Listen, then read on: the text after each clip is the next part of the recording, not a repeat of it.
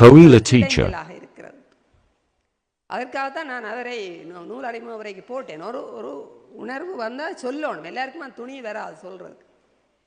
இதில் கன விஷயங்கள் நான் அடிபட்டேன். நான் யாரோடைய விபி வாசுவனோட. விபி வாசுவன் தான் இவன் இந்த வடிவமைப்பாளர், நூல் வடிவமைப்பாளர், என்னுடைய மாணவன், ஓவியர், நல்ல ஓவியர்.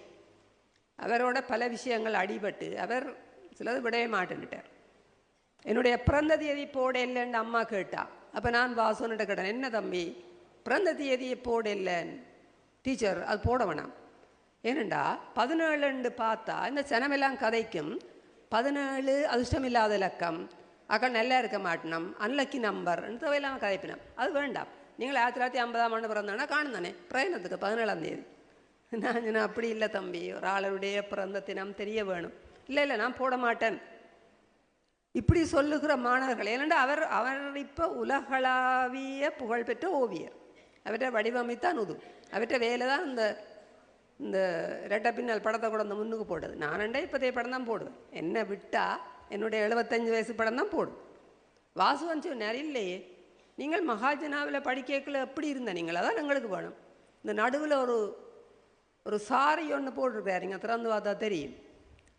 டீச்சர் இந்த சாரியோட வந்தால் எங்களுக்கு தெரியும் டீச்சர் எங்களோட வகுப்புக்கு வந்துட்டான், அது என்னுடைய சாரி. வாசுவன் படிக்க நான் மகாஜனாவில் கொடுத்த சார் கேட்டு வாங்கினேன். அந்த சாரி வச்சுக்கிறீங்களோ, நல்ல டிசைன் டீச்சர், அவன் அப்போவே ஆர்டிஸ்ட், நல்ல டிசைன், அதற்காக போடுங்க எனக்கு. ஏன் தம்பி மக்கு சாரி இல்லை போடுங்க, நானும் பிள்ளையப்பா வைக்க மாட்டேன், உங்கள் மடித்து புத்தகத்துக்குள்ளே வச்சுருக்கிறேன். அதை விரிச்சாலாம் கோயிலா டீச்சர் வகுப்புக்கு வர மாதிரி இருக்குமா.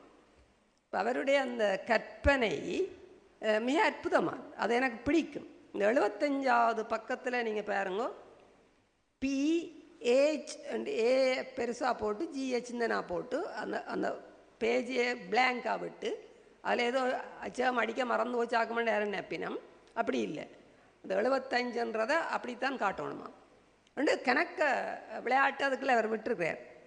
அப்போ அந்த வாசுகன் கேட்கல இதுகளுக்குள்ள படத்தை போட்டால் அவற்றை கருத்து மாறி ஒற்றே வசனமாக இருந்தால் வாசிக்க அழுக்கும். ஐயோ புத்தகத்தை எறிஞ்சோடு போகலாமண்டு இருக்கும். இடைக்கிட கொஞ்சம் படம் வந்தால் தான் கொஞ்சம் தளர்வாக புத்தகத்தை வாசிக்கலாம் என்பது அவருடைய கருத்து. ஏனென்றால் அவர் ஓவியர். மனோன்மணி அம்மா போன்ற பேராசிரியர்களுடைய கருத்து ஒன்று எடுத்தால் தடை இல்லாமல் வாசிக்கணும்.